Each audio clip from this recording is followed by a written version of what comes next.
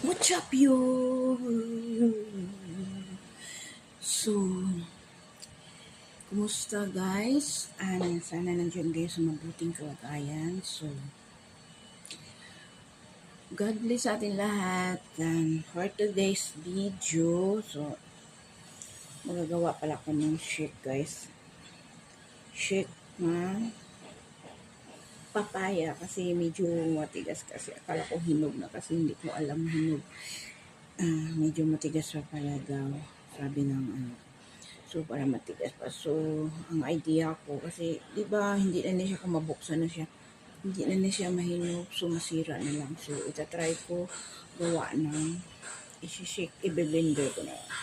Ngayon, balatan ko natin. Itong isang hiwa. Kasi medyo matigas pa daw. Pero malambot naman. Yung ano pa lang niya. Ayan, matigas pala. Ang ganda niya pakahinog ng papaya. So, itatry lang natin blender.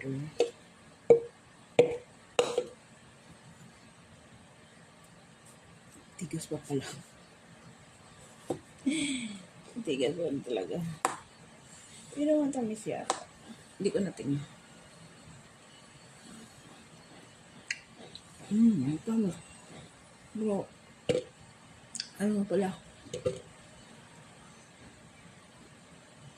Ang tigas. Matigas. So, unti lang, kahit mga isa lang ganyan.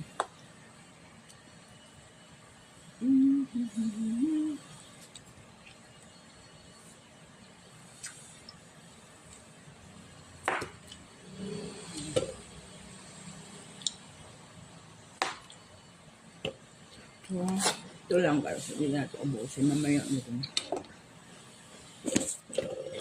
Lagyan ko siya. Lagyan ko siya ng milk.